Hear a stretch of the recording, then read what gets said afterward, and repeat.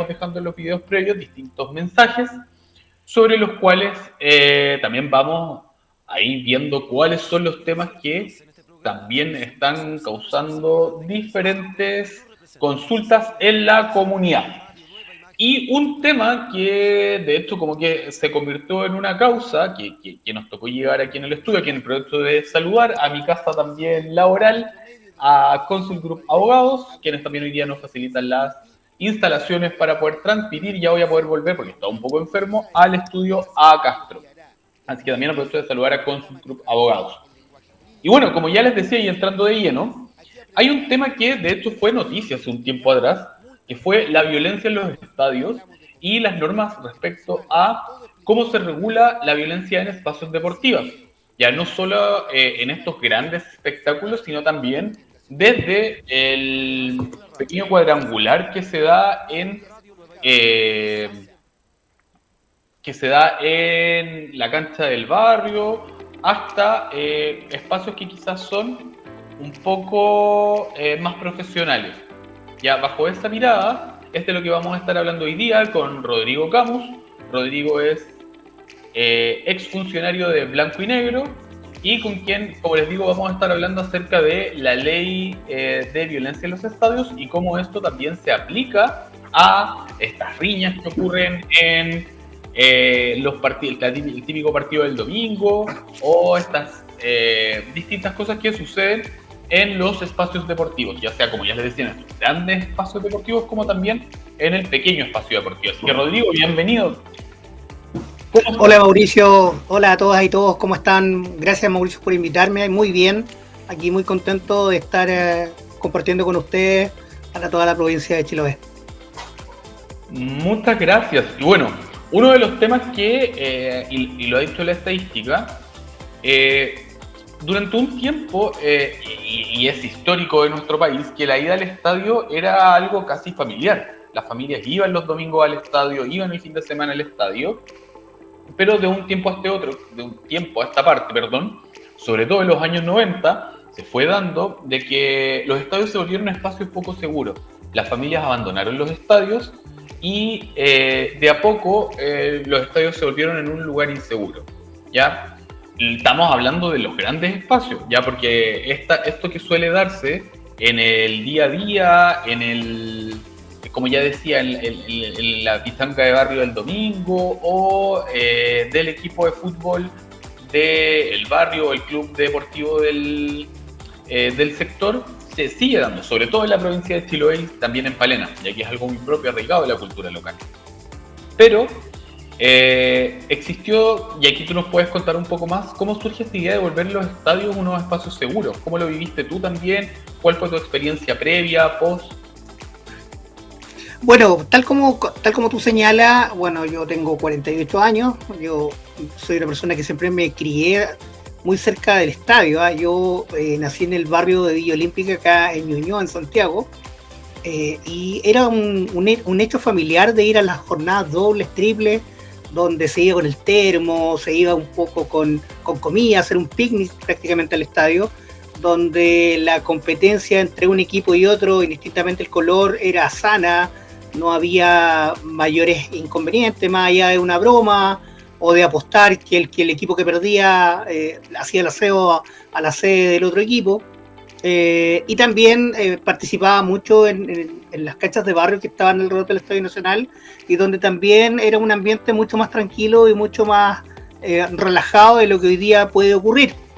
En mi experiencia profesional tuve la fortuna de trabajar aproximadamente 10 años en Colo-Colo, en el equipo más grande de Chile, soy un fanático colocolino, pero adicionalmente también tuve la oportunidad de trabajar en equipos más chicos como Magallanes, y también el tema de aplicar esta ley, como tú bien decías, nace en los años 90, cuando las barras tradicionales se empiezan a transformar en barras bravas y empieza a ocurrir hechos que van un poco enmarcando, quizás por una explosión social, por buscar una manera de explotar o de identificación ante las pocas oportunidades y posibilidades que se venían dando post-dictadura, que tiene mucho que ver con eso, porque las barras bravas se empiezan a generar al finalizando la época de la dictadura. No es un proceso que sea durante la dictadura misma, y eso va generando un fenómeno que desata violencia y empieza a generarse una odiosidad que afortunadamente en un tiempo se intentaron tomar algunas medidas y acciones para poder mitigar esta situación y esta explosión, que fue un poco alejando a la familia de los estadios. Siempre yo recuerdo que mi papá me llevó al estadio una vez y tuvimos que irnos antes porque en ese tiempo Colo-Colo iba perdiendo 3-0 casi en la mitad del segundo tiempo, y la barra empieza a lanzar los asientos de madera que eran en ese tiempo del Estadio Nacional, y fue algo igual súper traumático para un adolescente, un preadolescente, prácticamente tener que ver ese tipo de nivel de violencia que no estábamos acostumbrados a ver los que somos futboleros. Y lo mismo empezó a pasar en las canchas de barrio, en sectores que pueden ser un poco vulnerables, donde también el equipo de barrio es súper fuerte, está súper arraigado. Un tiempo que me tocó ir en Puerto Montt, me tocó también ver algunas grandes gestas deportivas ahí en el barrio. Claro, ahí los de Linz con tricolor se agarran brígido, po. Oh, terrible. Pero era un ambiente igual entretenido, era un ambiente igual súper familiar, súper como de tradición familiar, pero desafortunadamente, como en todo tipo de cosas y como todo lo que va ocurriendo y todo lo que ha ido cambiando, fueron haciendo explosión con temas sumamente complejos relacionados a la violencia. Pero esto igual o sea, claro, tú le das como una cierta causa, pero esto también es un fenómeno que es muy global. Los europeos también lo vivieron en un periodo parecido, con el surgimiento de las barras hooligans, barras que venían también desde incluso como con tintes de extremo nacionalismo. Hay distintos factores o matices que también pueden ser parte, y creo que también la parte de que un país como Chile se haya globalizado, las tendencias que pasaban en Europa también fueron parte de lo que empezó a llegar a este país. Los europeos vivieron este mismo proceso que nosotros que vivimos a finales de los 90, los europeos lo vivieron en los 90, en los 80, y ahí lo consolidaron a principios del 2010, el proceso que nosotros estamos consolidando hace un par de años atrás. Entonces igual bajo esa mirada, quizás la realidad latinoamericana estuvo un poco más pacífica durante mucho tiempo, porque procesos muy similares también están viviendo en Uruguay, en Argentina, Brasil, en donde el fútbol está muy arraigado en la cultura también sudamericana. Y bajo esa mirada, dale, hermano. No, perdón, correcto, como tú bien señalas, efectivamente esto, como bien dices, podríamos decirlo como viene heredado del fútbol europeo, como bien decías, de los hooligans, y principalmente las barras chilenas empiezan a copiar el formato argentino.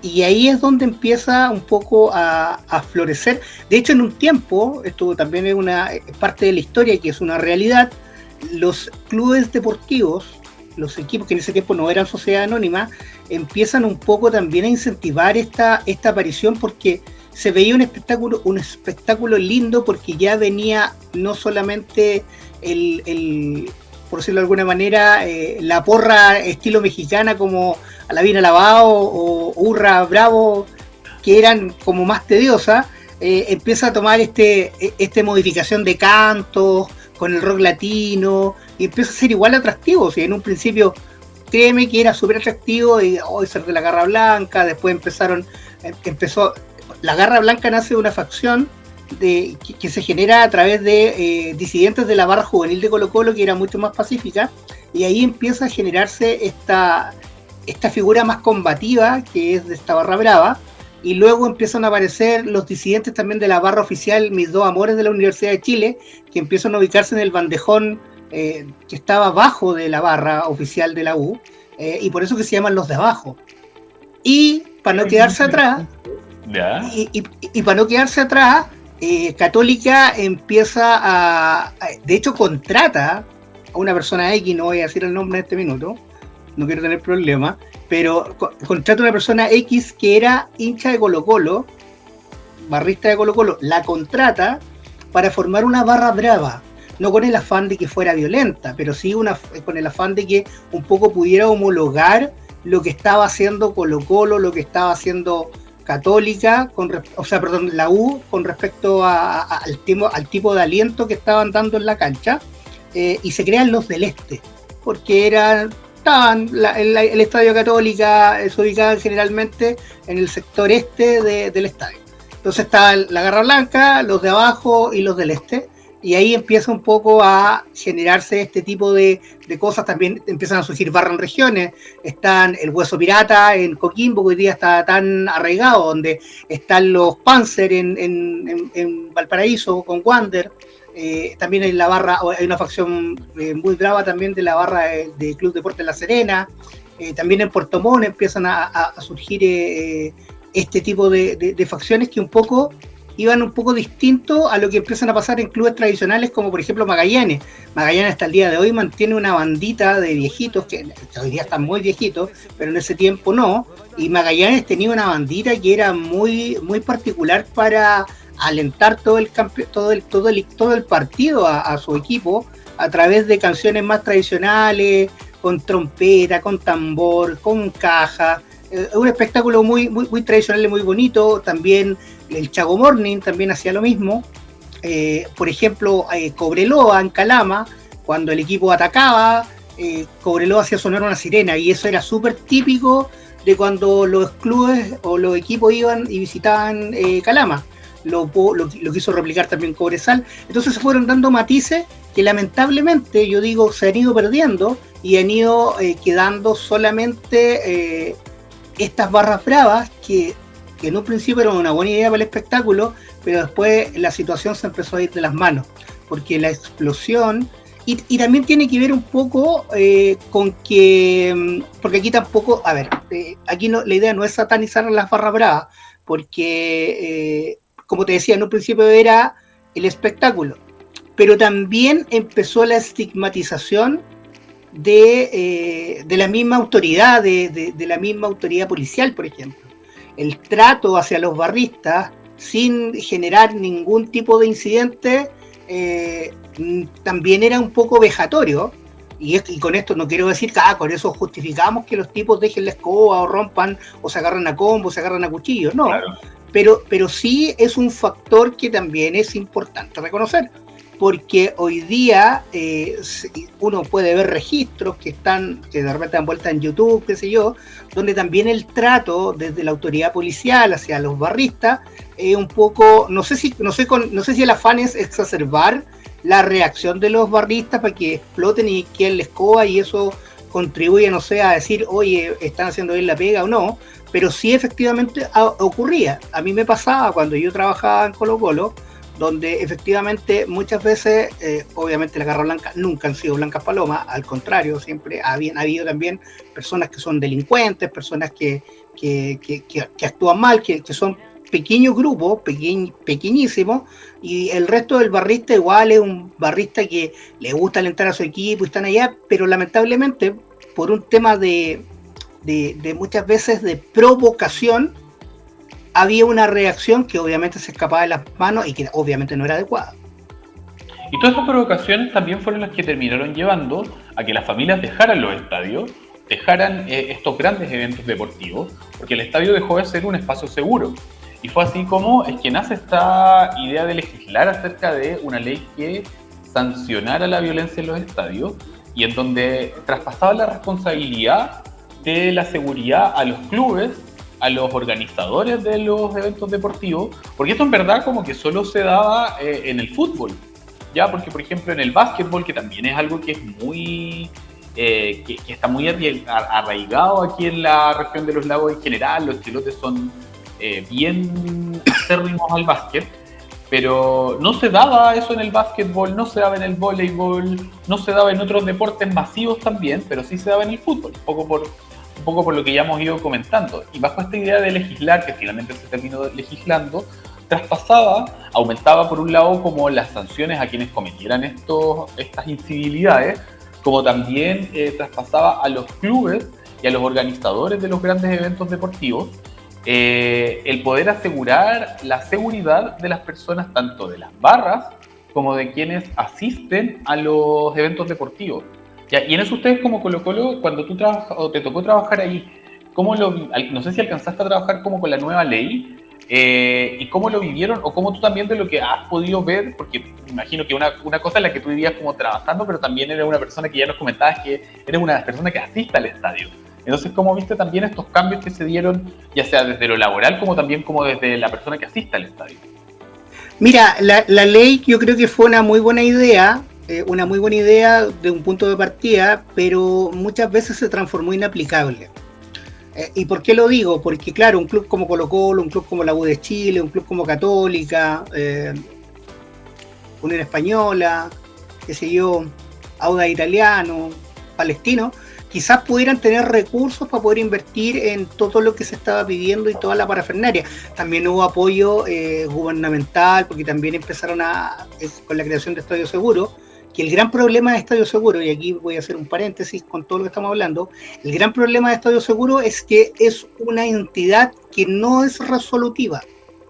No es una entidad que pueda generar algún tipo de sanción, solamente puede generar sugerencia, y después fue agarrando un poquito más de poder, un poquito más de poder, pero tampoco era un poco tomar decisiones como el chiste del sillón de Donoto, que había que mejor vender el sillón y le solucionar el problema a Donoto, que lo estaba engañando a la señora. Entonces para él era mejor vender el sillón. No había una solución real, sino que eran soluciones parche, y yo creo que eran un poco soluciones para las fotos, para la tribuna. Pero el tema de poder invertir y el poder generar un espacio que realmente pudiera generar lo que pasa hoy día, una trazabilidad, porque hoy día tú compras una entrada para ir al estadio y tú no necesitas el ticket impreso, tú vas con tu cédula de identidad. Entonces hay una trazabilidad para saber que tú ingresaste al estadio. También hay cámaras que pueden identificar lo que tú haces o lo que tú no haces en el estadio. Tú vas al estadio y, por ejemplo, tú vas al Estadio Monumental hoy día y te subís arriba al techo, como pasó lamentablemente hace un par de meses atrás, que se cayó un chico y lamentablemente falleció, y que es la medida que tomó, por ejemplo, Colo-Colo ahora, es que enfoca a esas personas para que todo el mundo lo vea y exista primero un castigo social y después lo puedan identificar y lo puedan tomar detenido. Pero el problema también es que eso no está tan vinculado en nuestro sistema judicial, porque no hay sanciones reales o sanciones efectivas para la gente. Hoy día tenemos, por ejemplo, una de las sanciones que pueden aplicar todos los clubes, y que de hecho hace poquito Universidad Católica aplicó con un problema que hubo en el clásico universitario, donde generó algo que nosotros en la pega le decíamos artículo 22, y el artículo 22 del tema de la ley de violencia en los estadios habla del derecho de admisión, donde tú puedes bloquear un root y esa persona no puede ingresar al estadio por el tiempo que se estime conveniente o lo estime conveniente el club. Ahora, ¿qué ocurre con eso? Que lamentablemente también hay una inequidad con respecto a eso, porque muchas veces no hay hechos acreditados que te permitan justificar esta acción del derecho de admisión, y hay mucha gente que ha tenido que pagar justo por pecadores con esta sanción, que no es una sanción penal, sino que es una decisión que toma el club del famoso derecho de admisión, y no puede ingresar al estadio. Entonces, el problema que ocurre hoy día es que efectivamente hay medidas, pero hay medidas que a veces no son, no genera este espacio del derecho de equidad o el derecho a la presunción de inocencia. Entonces, hoy día, por ejemplo, no tenemos una defensoría que defienda a lo mejor, entre comillas, al hincha que está siendo juzgado, sancionado o acusado de cometer una falta. A su vez también, tampoco existe una especialización en poder buscar una sanción punitiva con respecto a esto, pero yendo un poquito más allá, creo que esto no se soluciona solamente con sanciones punitivas, con sanciones de castigar. Yo creo que hoy día la sociedad en sí debería aplicar otro tipo de medidas, porque estas situaciones no se dan solamente porque existe el fútbol, sino que esto se viene arrastrando de un tema social que va mucho más allá de ir a los partidos, porque ¿qué es lo que pasa muchas veces con los chicos que van a las barras? Como te vuelvo a insistir, esto no significa que ellos sean unas blancas palomas, angelitos, no, pero también tiene que ver con una falta de identidad, con una falta de de preocupación. Es por eso que es súper importante que hoy día ojalá las organizaciones deportivas, la sociedad anónima, los clubes de barrio, porque aquí no solamente estoy hablando de los grandes clubes, ojalá fueran un espacio para poder tener un desarrollo social con respecto a las situaciones que ellos están viviendo. Porque generalmente estas identificaciones surgen a través de carencias que tiene la gente. Sí, pero mira, bajo esa línea y un poco tú lo que nos comentabas, un poco esta falta de inequidad, la ley igual es, bueno, quizás un poco vago o ambigua, pero sí establece los derechos que pueden hacer las personas, por ejemplo, como asistente cuando, dependiendo de las condiciones de ingreso, han habido temas o han habido situaciones que son consideradas como abusivas. Ya en ese sentido, lo que puede hacer una persona que ha sido ya sea víctima de un registro abusivo, de violencia policial injustificada o de ingreso prohibido sin fundamento, tiene por lo menos 4 vías. La primera vía es siempre levantar un reclamo al organizador, la NFP o el administrador del recinto, dependiendo de dónde venga. Lo segundo sería denunciar ante Carabineros o la Fiscalía, por ejemplo, si es que hay un delito, por ejemplo, si hubo un control policial abusivo, si hubo un registro abusivo, etcétera. Lo tercero sería presentar un reclamo ante la subsecretaría respectiva, ya que este organismo del Ministerio del Interior que un poco está monitoreando el cumplimiento de esta ley. Y por último, tenemos la opción de acudir a la justicia ordinaria a través de un juzgado de policía local para aquellas infracciones administrativas, ya cuando sean cursadas. Y aquí viene un poco también mi disclaimer que hago siempre, de que hay un montón de leyes específicas, por ejemplo, o sea, la ley de urbanismo, la ley Cholito, la ley del consumidor, la ley de violencia en los estadios, que caen en los juzgados de policía local. Los pobres juzgados de policía local, dependen de los municipios, tienen un montón de leyes muy específicas, como la ley de violencia en los estadios también, y que depende del municipio si hay presupuesto o no. Y lo otro es que obliga a los abogados que hacen de jueces de policía local, que no tienen dedicación exclusiva, a tener que ver un montón de leyes muy específicas. Entonces muchas veces pasa que este abogado que ejerce funciones como juez de policía local le toca ver algo muy específico como violencia en los estadios, y que muchas veces ocurre que no necesariamente las causas en esta materia estén respondiendo a lo que efectivamente debiese verse. ¿Ya? Y aquí un poco también viene, y esto sí merece el trabajo de los jueces de policía local, que al menos yo soy como así súper hincha del trabajo que hacen, porque no tan hincha como para armar una barra brava, pero sí muy defensor de hincha del trabajo que hacen los jueces de policía local, porque sí creo que la ley en general les otorga un montón de facultades súper específicas, pero sin tener tampoco mayor especialización al respecto. Y eso un poco también es de lo que tú nos decías, de la aplicabilidad que tiene la ley de violencia en los estadios, el traspaso también a quien le encomiendan estas facultades, ya que es a los juzgados de policía local. ¿Ya? Y bajo... Claro.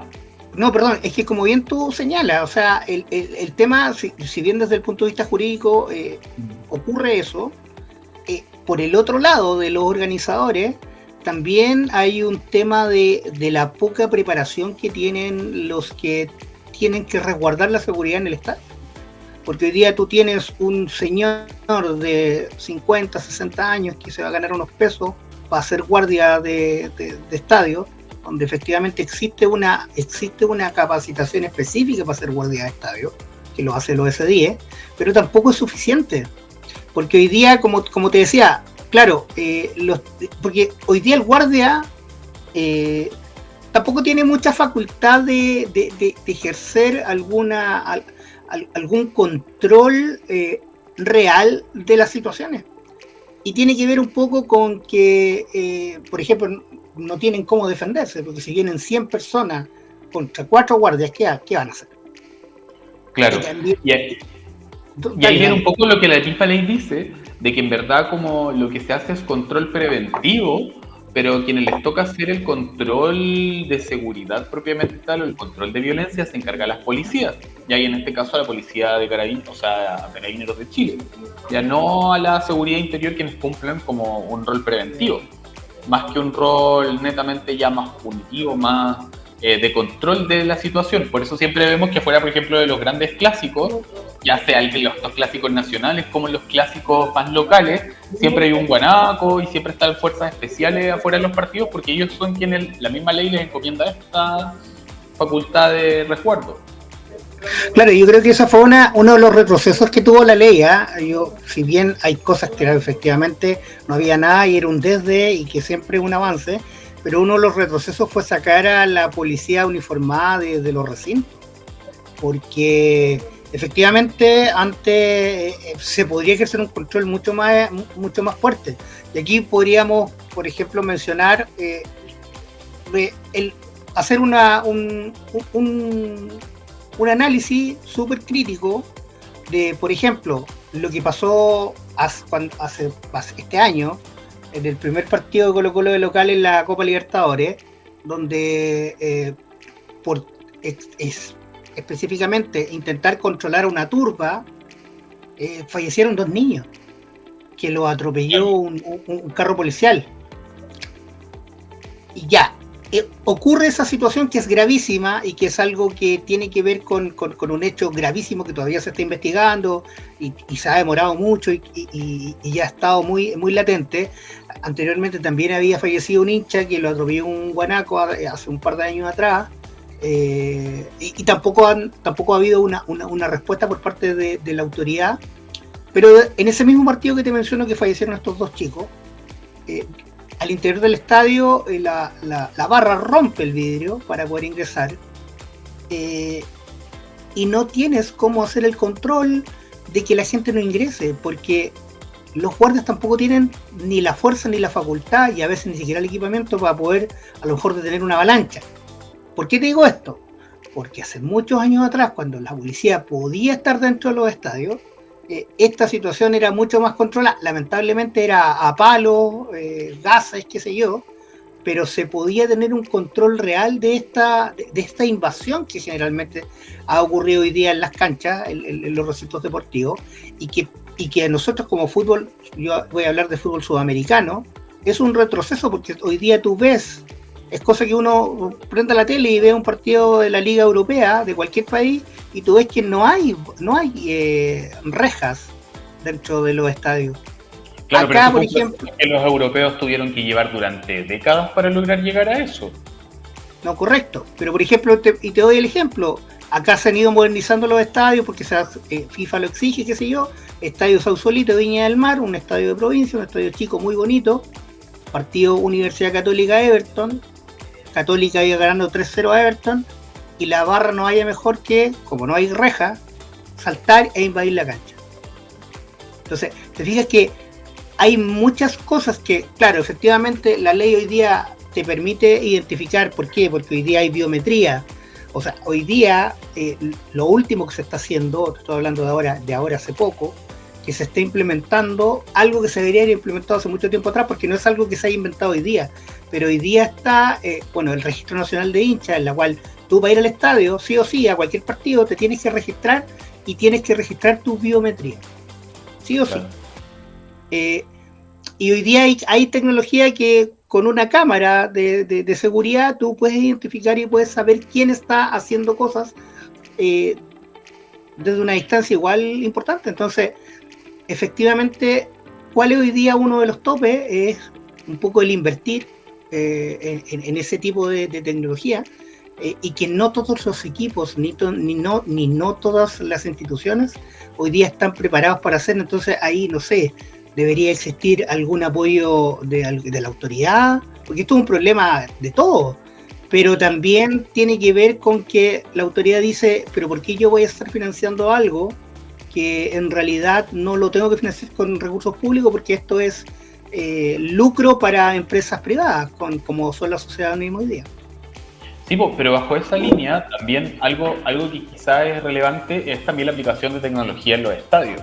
Ya, por ejemplo, tú nos das como tecnología que al parecer parece ser tecnología que es muy de los estadios europeos, pero cosas que se aplican acá y no solo se aplican a Santiago. Ya, por ejemplo, la tecnología de reconocimiento facial la tenemos, por ejemplo, en distintos espacios, los malls, en gran parte de los malls del país, incluyendo como centros comerciales también. En la provincia de Chiloé la están aplicando, en la cual con tu mismo rostro pueden saber en qué parte de todo el recinto donde hay cámaras estás, y eso se está aplicando en los estadios. De hecho, hace muy poquito tiempo atrás se inauguró el nuevo San Carlos de Apoquindo, y que claro, se dice como el estadio más moderno de Chile, que sí, infraestructuralmente, pero hay infraestructura que, o sea, hay tecnología que, independiente de la infraestructura, se puede aplicar ya sea en estadios muy antiguos, como también en incluso los estadios comunales, como el Chinquihua en Puerto Montt, el Estadio de Castro, el Estadio de Chaitén, que en verdad son espacios más, son como canchas más pequeñas,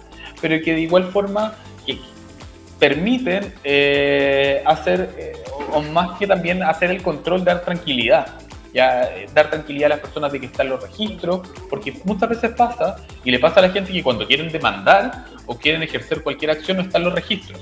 Ya, entonces podríamos pensar que el estadio de Chaitén, que es una cancha con una gradería muy estadio comunal, no debiese necesitar este tipo de tecnología, pero efectivamente este tipo de tecnología permite a las personas, en caso de cualquier incidente, tener los respaldos. Ahora, y aquí surgió la siguiente pregunta que nos han estado haciendo en estos momentos, y es si esta ley cubre a los clubes de barrio o a los clubes que sean de segunda o tercera división. Y bajo esa línea, la respuesta es súper sencilla. Ya, la ley de violencia en los estadios cubre al fútbol profesional, no cubre el fútbol amateur y no cubre tampoco al fútbol de barrio. Ya en este caso, por ejemplo, si lo típico que puede pasar es que las pichancas del domingo, siempre hay como se están tomando una cerveza o algo así, y finalmente eso termina como en una riña, y esa riña posteriormente termina con alguien lesionado, termina con alguien que, no sé, tiene un corte, etcétera. Para esos casos no se aplica la ley de violencia en los estadios. Entonces, por ejemplo, que me pasó una vez, me llegó una causa de alguien preguntando de que en la pichanga del domingo se habían agarrado a combo y la persona terminó con un problema ocular. Ya, si podíamos como hacer la denuncia por la ley de violencia en los estadios para que esa persona no pudiera entrar nunca más a un estadio, y la respuesta ahí fue que no. Porque en este caso, como no se regula o no se aplican estas sanciones administrativas de que posteriormente no vaya a poder haber un clásico, ya sea en los estadios grandes, de fútbol profesional, pero sí se aplican las medidas normales de control y orden de seguridad. Por ejemplo, sí se aplica el delito de lesiones, sí se aplica el delito de, dependiendo, por ejemplo, si fuese un cuasi delito de homicidio o cualquier cosa, se aplican las normas de orden y seguridad penal normales. ¿Ya? Entonces, por eso como que cambia un poco la figura y toda esta figura de seguridad en los estadios, o seguridad en general en estos grandes eventos deportivos, rige solo al fútbol profesional. Todavía queda un tramo en el que tenemos que como país avanzar a también dar seguridad al pequeño club, porque gran parte de las cosas muchas veces pasan también en el pequeño, en el superclásico del domingo de amateur, ya, donde también pasan cosas y que también eso desincentiva a que las personas vayan a ver deporte. O sea, lo que tú decías es súper cierto, porque muchas veces, bueno, afortunadamente hace un tiempo ya no sale mucho, no ha salido en muchos casos en las noticias, pero generalmente en los campeonatos de barrio han habido hechos de sangre que han sido súper lamentables. Entonces, claro, debería haber un ala que a lo mejor no tan específica o no tan tan estricta o con no tanta inversión, o quizás sí, quizás la inversión debería ser del Estado para poder brindar espacios de seguridad para que puedan desarrollarse estos campeonatos y que efectivamente la familia pueda ir tranquila a ver un partido en cualquier barrio, que vea un clásico de, como decía, de Lynx con tricolor, y que no se agarren a combo o no aparezcan armas blancas o armas de fuego que hoy día están apareciendo en muchos clubes de barrio. Bueno, te puedo decir que te puedo hablar un poco de la realidad que conozco allá en regiones, pero yo también participé muchas veces de ir a ver partidos en la comuna de Nogales, aquí en la quinta región, donde habían también, pues era una fiesta ir a ver los clásicos que se generaban ahí los fines de semana. Me imagino que en el Estadio Castro también se pueden generar estas grandes gestas deportivas que son familiares, son más locales, y que creo que sí, que debería existir algún apoyo gubernamental que pueda financiar y poder un poco entregar de cierta manera, más allá de lo que pueda hacer a lo mejor una patrulla de carabineros vigilando, que la fiesta del fútbol o del deporte, porque no nos llenemos solamente al fútbol, pueda hacer que la familia lo pueda disfrutar tranquilamente. Claro, y bajo esa línea, una de las novedades también que tenemos en materia de legislación y que involucra a los estadios y a los partidos de fútbol son las deudas de pensión de alimentos, ya que hay deudores de pensión de alimentos que se les está bloqueando el ingreso a los estadios. Bajo esta mirada que Rodrigo ya nos comentaba de que con la implementación de toda esta tecnología que se ha estado dando para poder, mediante la identificación, a lograr las entradas a los recintos deportivos, en este caso los estadios, uno que puede hacer mediante a los deudores de pensión de alimentos, hacer las solicitudes respectivas para que se les bloquee la entrada a los recintos deportivos. Y eso yo creo que para un hincha que además es deudor de pensión de alimentos le duele su corazón, ya después no puede, ahí ya tiene que elegir porque si tiene plata para ir a ver el super clásico, a ver jugar a su equipo, ¿cómo no va a tener plata para ir a pagar su pensión de alimentos? Y en ese sentido se le puede pedir bloquear y que la persona no entre al estadio. Obviamente al club de barrio sí va a poder entrar, al partido del domingo sí va a poder entrar, pero en estos donde se revisa la identificación se pueden hacer las solicitudes para que la persona no entre al partido. Oye, en esa misma línea, claro, y hoy día que las entradas no están para nada baratas, están bastante caras. ¿A cuánto está una entrada para ir al estadio, así por ejemplo, para ir a ver como un partido del Colo-Colo, por ejemplo? La galería cuesta 9.000 pesos. Ya. La más barata. La más barata. Ya, igual es caro. Sí, o sea, de hecho después te salta inmediatamente casi a los 16.000 pesos, 14.000, después 16, 17.000 pesos, 20.000 pesos, 25.000 pesos la tribuna Océano, que es como la tribuna preferencial, y la tribuna un poco más exclusiva, esa ya está casi 50.000 pesos. O sea, si te querés llegar como una cita, por ejemplo, al estadio y son futboleras como las dos personas que dan, igual te está ahí al toque 20 lucas como solo... No, o sea, mínimo, porque aparte... Es que aparte, no, si vas a tener una cita no la vas a llevar a la parte más barata, porque también es un riesgo. Digámoslo claramente, es un riesgo. Entretenido, sí, no hay que decir, o experiencia, sí, pero también puede ser un riesgo. Pero no, por ejemplo, para ir al estadio, donde generalmente, por ejemplo, yo voy siempre a la tribuna Océano, en el Monumental. La tribuna Océano vale 25.000 pesos. 2 personas ya son 50.000. Más si te querés comprar una bebida que vale 2.000 pesos, una bebida lata, o un café, vale 2 lucas, un café, un sándwich cuesta desde los 5.000, 6.000 pesos. Entonces, por lo menos te gastáis aproximadamente unas 70 lucas. Brígido, si vaya a comer algo. Igual, es mucha plata. Igual tiene su desgaste. Bueno, y en ese sentido también porque el fútbol es privado, a diferencia, por ejemplo, de arte y cultura, en donde hubo, al menos posterior a la pandemia, un incentivo bien grande a las artes y a las culturas, en donde las entradas al teatro son gratuitas, etcétera. Quizás falta un poco ese incentivo al deporte. Yo sé que igual como para las niñeces, las juventudes, hay espacios en donde pueden acceder a tarifas preferenciales o gratuitas, pero claro, para la familia normal igual, es que estaba pensando, si todo en mi casa fuera con mis papás, con mi hermano a ver un partido, por ejemplo, ya sea Colo-Colo, cualquier, ir al estadio, incluso aunque no nos guste, sino con la experiencia de ir al estadio, igual es un buen desembolso. Ya. No, es caro, pero ojo, es que, ¿sabes qué? Mira, ya tomando en cuenta que son instituciones privadas, qué sé yo,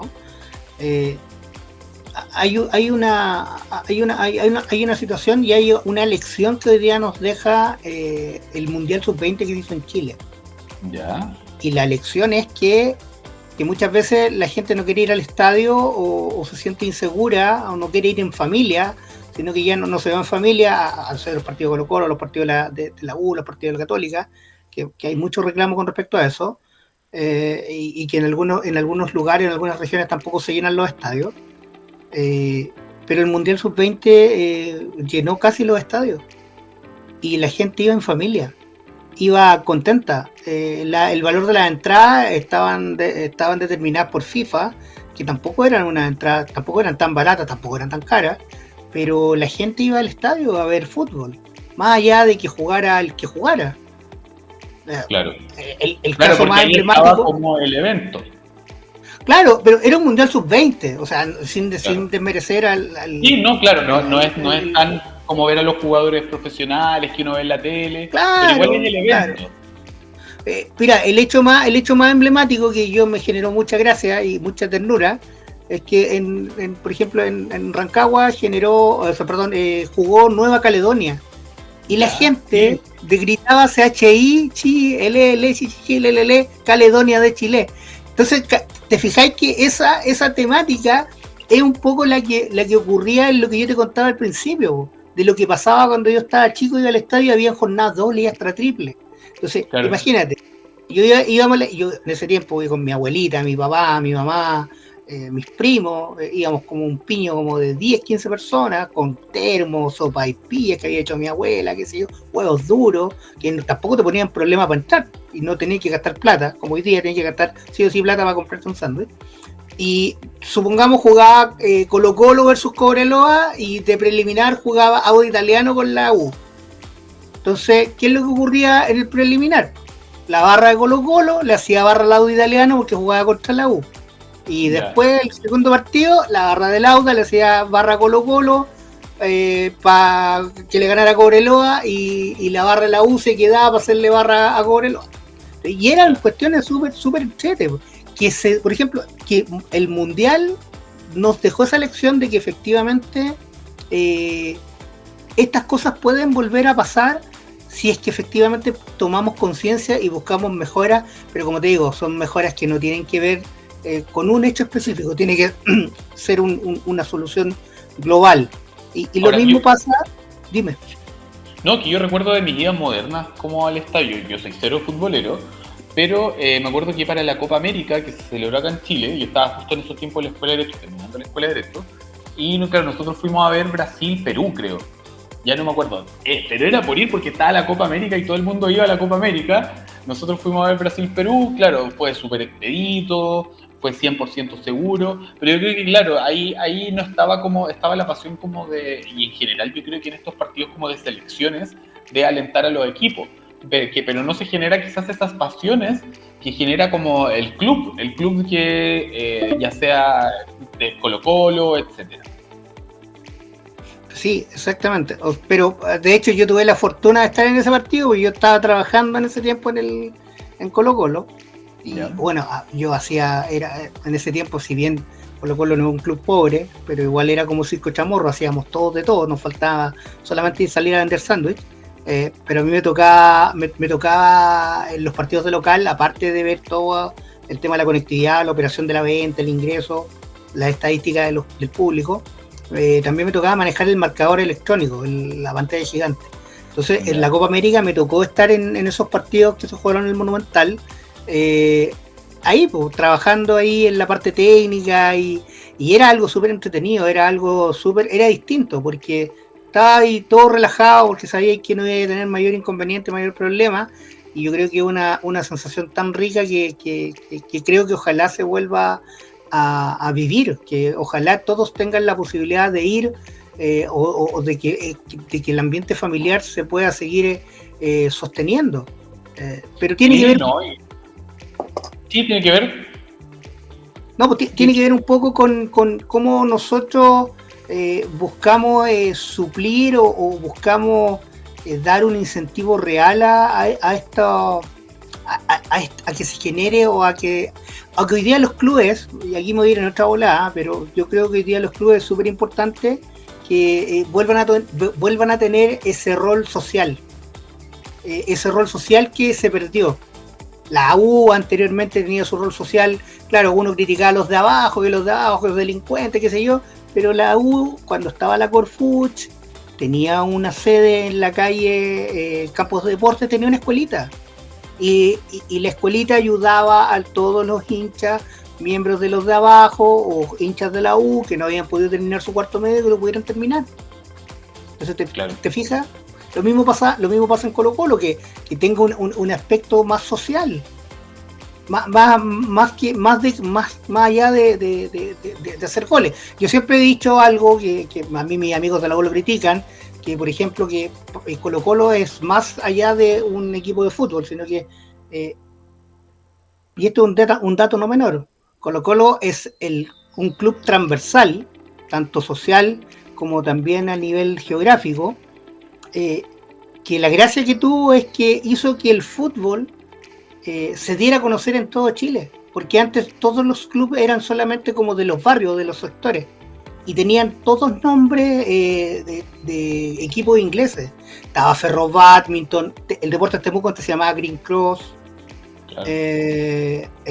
Santiago Wander, Santiago Morning acá, Magallanes acá en Santiago, que era por el barco. Como el fútbol nace en los puertos de Valparaíso, con los barcos británicos que traían el fútbol, y el club Colo Colo, como Colo Colo, el primer club que tiene un nombre chileno y que nace de un tipo que quiere profesionalizar esto y empieza a hacer giras por todo Chile. Entonces ahí se empieza a tener un sentido, como yo te decía, de quién es, o de lo que se dice siempre, quién es Chile Colo Colo, que va más allá de ganar, perder. Colo Colo, o David Arellano en este caso, establece uniforme. En el primer partido que juega Colo Colo en su época amateur, todos los jugadores de Colo Colo tenían una polera blanca, pantalón negro y con un ramo de flores para el contrincante. Entonces son cosas que es súper importante rescatar y un poco salir de esa caja que es hay que ganar partidos, hay que ser campeón. No, yo creo que las instituciones deportivas, los clubes de barrio, de fútbol, de básquetbol, de rayuela, deberían tener también un apoyo para que puedan ser efectivamente un espacio de acompañamiento, de apoyo y de desarrollo de la gente que a lo mejor no tiene las mismas oportunidades que otras y que puedan en el deporte buscar una solución, una salida o por último despejarse. Y en esa mirada, bueno, entonces haciendo el recapitulatorio de lo que vimos hoy día en este programa. La ley de violencia en los estadios afecta al fútbol profesional, o más que afecta, regula al fútbol profesional. Lo que busca es entrega directrices acerca de cómo son las entradas, cómo es el proceso dentro del club de fútbol, o sea, del espectáculo dentro del recinto deportivo. No afecta o no regula así los partidos que se dan en los clubes amateur o los clubes de barrio. Para eso, si hay cualquier tipo de incidente, se regula por la justicia penal y civil ordinaria, que ya vamos a hablar otro día de las riñas y todo eso. Un poco ya se lo adelantamos para el 18, pero vamos a dedicar un programa exclusivamente a riñas, consumo de alcohol y todo ese tipo de cosas que se suelen dar, ya sea en eventos deportivos o en lo que sea, en juntas de personas, que es siempre cosas que pueden ocurrir y cómo defenderse respecto a eso. Y bueno, ya estamos aquí llegando a la final de esta conversación acerca de esto, antes de pasar a la siguiente sección, que va a ser muy cortita, que es respondiendo las preguntas de las personas que nos escriben semana a semana. Y aprovechamos de saludar también a quienes nos han estado escuchando durante lo que va de programa. Saludamos ahí sobre todo a los colectiveros y los taxistas que siempre sabemos que nos escuchan harto, así que también les envío un cordial saludo a todos ellos que también, y a quienes están a esta hora camino a casa o quienes ya están de vuelta. Y bueno, para la pregunta, ahí habíamos estado preparando, pero Rodrigo previo me había estado haciendo unas consultas y que está muy buena responder, porque igual tiene mucha relación con lo que estuvimos hablando hoy día. Así que, Rodrigo, hoy día te vamos a ceder a ti la respuesta de la pregunta jurídica del día, así que si lo podemos hacer, adelante. Ya, perfecto, sí, que bueno que... Ya, vamos a sacar el jugo a esta invitación. Mira, mi pregunta es, yo participo activamente en un grupo Guía Scout en Santiago Centro.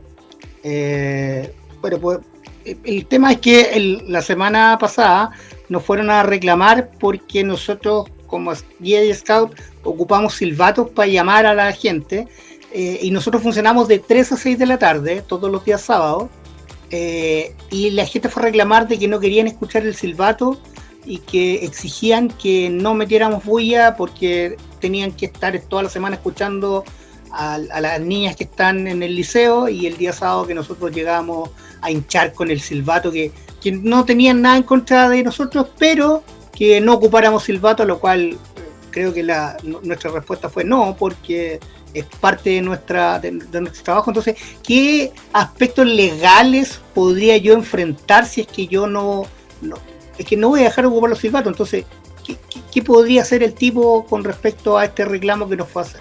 ¿O cuál es la mejor respuesta que yo le podría dar a él? Te puedo dar dos respuestas. La primera respuesta te la puedo dar como ex persona que fue parte de Guía Scout de Chile, y te podría decir, están llamando a niños, están llamando a perritos adiestrados. Eso es lo primero. Y la segunda, que esa me reservo como cualquier réplica, la segunda y la respuesta jurídica correcta es la siguiente. La verdad es que en este caso, y también esto se puede dar no solo como en este caso de los niños que hacen ruido, sino que también se puede dar incluso en la pichanga que los niños están jugando en la calle, que es típico que usan también los silbatos para marcar los tiempos de arbitraje, etcétera. Es que existen normas que regulan la emisión de sonido, ¿ya? Y en qué horarios se puede emitir sonido. Ya lo mismo, por ejemplo, las leyes de copropiedad, en los reglamentos de copropiedad también lo regulan, pero en este caso, al ser un recinto escolar, porque ustedes por lo que entiendo funcionar en un colegio, en un recinto educativo, no se ve afecta a estas normas siempre y cuando no transgredan los límites de decibeles. Ya en este caso, técnicamente, conozco el tipo de silbato a los que hace referencia, que no, la emisión de decibeles no es amplia, no debiese generar un problema mayor. Sí, en este caso me pongo al lado de los vecinos que tienen que, como yo bien decía, escuchar todos los días los ruidos. Ellos lo que pueden hacer, y lo que puede hacer un vecino eventualmente a esto, ir reclamar ante policía local, hacer la demanda respectiva, pero se va a evaluarle el ruido que se genera. Y ahí en este caso, como no es un ruido, una es un ruido que se genera en horario hábil, dos, se genera dentro de un recinto educativo, y tres, no es un ruido que sea ni constante ni que supere la cantidad probable de decibeles permitidos. Lo más probable es que desde el juzgado de policía local se emita una resolución de moderación. Más allá de que haya una multa pecuniaria, más allá de que haya como una prohibición, etcétera, es muy difícil. ¿Ya por qué? Porque probablemente, y esto estoy 90% seguro, la emisión de ruido que genera un silbato de este tipo, que lo mismo generaría un silbato de arbitraje, etcétera, no supera la cantidad de decibeles que se consideran como dañinos para la persona humana. Ya en este caso, es molesto, sí, pero se hacen las condiciones que correspondan. Así que eso es lo que podría señalarte al respecto. Hoy nos está dando ahí un... Muchas gracias, Mauri, me queda súper claro. Muchas gracias. Así que eso es lo que podría responderte en esa materia. Y esto mismo puede pasar, por ejemplo, si es que ustedes tienen... distinto, por ejemplo, en el caso de ustedes tienen, por ejemplo, una iglesia al lado, ya sea una iglesia cualquiera sea su naturaleza, sobre todo estas que usan harto instrumento para alabar harto a Dios, en donde sí efectivamente hay quizás el ruido que se genere en horarios que no son los hábiles, que son desde la puesta de sol en adelante o previo a la puesta de sol, o previo a que amanezca, sí se pudiese considerar ruido molesto. Ya lo mismo los carretes, si ustedes al lado, por ejemplo, tienen un tipo de mini market que para atraer clientes coloca música, etcétera. Ya, pero en este caso, por ejemplo, ya sea en este caso la actividad que realizan ustedes con los niños, lo que hace un club deportivo, lo que pudiese hacer cualquier institución, para este tipo de implementos, el uso de este tipo de implementos no genera la cantidad de ruido que se considera como perjudicial para la salud de las personas. Ya más allá de que sea como molesto en sí, no genera como lo que una norma puede decir para llevar a prohibirlo. Así que eso se podría responder en esta materia. Y bueno, ya vamos terminando este espacio, se nos pasó volando la hora. Así que nada más que agradecer y enviar nuevamente un saludo a todas las personas que nos escuchan en toda la provincia de Chiloé a través del 88.3 FM, en la radio Nueva Imagen de Chiloé, y a quienes nos estuvieron viendo por la señal digital de la radio Nueva Imagen y también de Radio La Isla. Me quiero tomar también este espacio porque desde Botela, una empresa chilena que fabrica estos bolsos con tela reciclada, me enviaron este bolso, así que con el que también me traje todas las cosas hoy día para hacer el programa aquí desde mi casa laboral, que es Consult Group Abogados, y también nuevamente agradecer el espacio que Radio Nueva Imagen nos entrega semana a semana. Rodrigo, te agradecemos este espacio y la verdad es que se nos pasó, como te decía, muy rápido hablando de fútbol, un tema que la verdad es que yo no manejo el fútbol, pero que previo estudiamos harto acerca de cuáles son las normas en materia de violencia en los estadios, hay mucho más que hablar. Probablemente ahora hay algunas reformas legislativas que se están viendo en la materia, así que quizás estemos hablando en una próxima oportunidad de este tema. Muchas gracias y saludos al distrito de Chiloé, aprovechando que estamos saliendo para allá. Muchas gracias y nos vemos la próxima semana en un nuevo capítulo de No Hay Caso.